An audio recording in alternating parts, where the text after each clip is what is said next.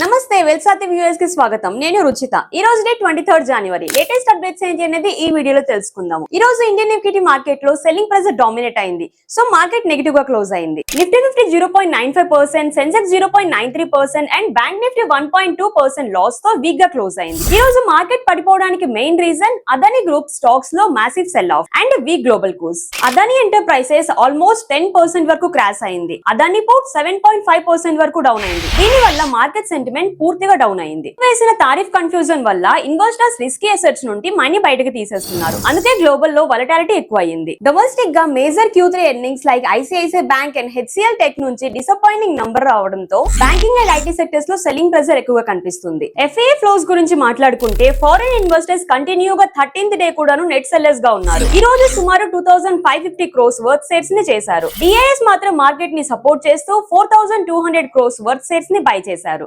విషయానికి వస్తే dollar index strong గా ఉండడం వల్ల రూపీ 90 లెవెల్స్ దగ్గర వీక్ గా ట్రేడ్ అవుతుంది. కమోడిటీస్ మార్కెట్ లో గ్లోబల్ అన్సర్టనిటీ వల్ల గోల్డ్ ప్రైసెస్ రికార్డ్ హై ని టచ్ చేస్తున్నాయి. సేఫ్ హెవెన్ బయింగ్ కనిపిస్తుంది. గ్లోబల్ పాలిటిక్స్ లో యుఎస్ యూరోప్ ట్రేడ్ టెన్షన్స్ మరియు జియోపాలిటికల్ మూవ్స్ వల్ల యుఎస్ బాండ్ డీల్స్ వోలటైల్ గా ఉన్నాయి. దీని ఇంపాక్ట్ ఎమర్జింగ్ మార్కెట్స్ మీద పడుతుంది. కార్పొరేట్ అప్డేట్స్ లో అదానీ గ్రూప్ స్టాక్స్ తో పాటు ఇండిగో సేల్స్ కూడాను 4% వరకు డౌన్ అయింది due to weak quarterly profit numbers. Technical గా మార్కెట్ బేరిష్ గ్రిప్ లో ఉంది. 25,100 సపోర్ట్ బ్రేక్ అవ్వడంతో ట్రేడర్స్ కాషియస్ గా ఉండాలి. గమనించండి, వచ్చే మండే జనవరి 26 Republic Day. So market close ఉంటుంది. సో నెక్స్ట్ అప్డేట్స్ తో మళ్ళీ ట్యూస్డే కలుసుకుందాం.